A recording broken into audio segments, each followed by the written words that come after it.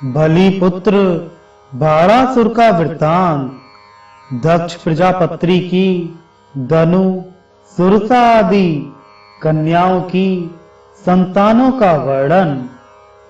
सूत जी बोले, बलि के महान बल और पराक्रम वाले 100 पुत्र थे। उनमें प्रधान पुत्र का नाम बाण था, जो द्युतिमान और अत्यंत बलवान था।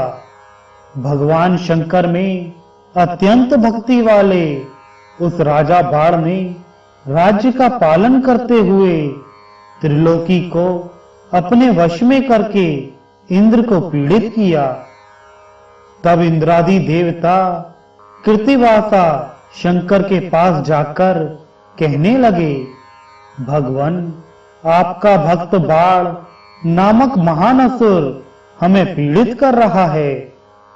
सभी देवताओं के द्वारा ऐसा कहे जाने पर देवादिदेव महेश्वर ने एक बाण से लीला पूर्वक बाण के नगर को दग्ध कर दिया। उस नगर के जलने पर बाण त्रिशूलधारी गोपति नील लोहे ईशान रुद्र की शरण में गया। शंभु के लिंग को सिर पर धारण कर वह निर्भयता पूर्वक अपने नगर से बाहर निकल गया और परमेश्वर शंकर की स्तुति करने लगा। स्तुति करने पर नील लोहे शंकर भगवान ईश ने स्नेहवश उस बाणासुर को गणपति का पद प्रदान किया। धनु के तार आदि अत्यंत भीषण पुत्र हुए।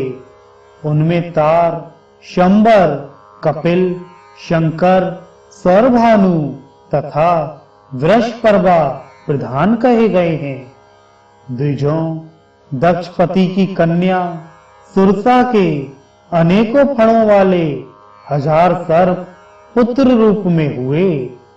इसी प्रकार अरिष्टा ने हजारों आकाशचारी महात्मा गंधर्वों को उत्पन्न किया।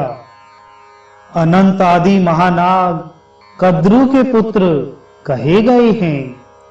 द्विज श्रेष्ठों ताम्रा ने 6 कन्याओं को जन्म दिया, जो शुकी, श्येनी, भासी, सुग्रीवा, गृध्रिका तथा शुचि नाम वाली हैं। सुरभि ने गौओं तथा महर्षियों को उत्पन्न किया। इरा ने सभी प्रकार के वृक्ष, लता, वल्ली तथा तृण जाति वालों को जन्म दिया। द्विज सप्तमों खसा ने यक्षों तथा राक्षसों को, मुनि ने अप्सराओं को और क्रोधवशा ने राक्षसों को उत्पन्न किया। विनिता के 2 विख्यात पुत्र हुए, गरुण तथा अरुण। उनमें से बुद्धिमान गरुण ने दुस्तर तप करके भगवान शंकर की कृपा से साक्षात हरि के वाहन होने का सौभाग्य प्राप्त किया। इसी प्रकार पूर्व काल में अरुण ने महादेव रुद्र की तपस्या द्वारा आराधना की। इससे महादेव ने प्रसन्न होकर उसे सूर्य का सारथी बना दिया। इस वैवस्वत मनवंतर में स्थावर तथा जंगम रूप ये महर्षि कश्यप के वंशज कहे गए हैं। इनका वर्णन सुनने वालों के पाप नष्ट हो जाते हैं। शोभन व्रत वाले द्विजों, दक्ष की 27 कन्याएं चंद्रमा की पत्नियां कही गई हैं। अरिष्ट नेम की पत्नियों की 16 संतानें हुई। विद्वान बहुपुत्र के 4 विद्युत नाम वाले पुत्र कहे गए हैं। इसी प्रकार अंगिरा के पुत्र ब्रह्मा द्वारा सम्मान प्राप्त श्रेष्ठ ऋषि थे।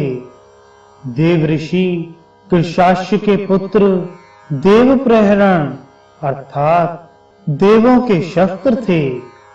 1000 युगों का अंत होने पर विभिन्न मनवंतरों में ये अपने नामों के साथ, कार्यों के साथ निश्चित रूप से पुनः उत्पन्न होते हैं।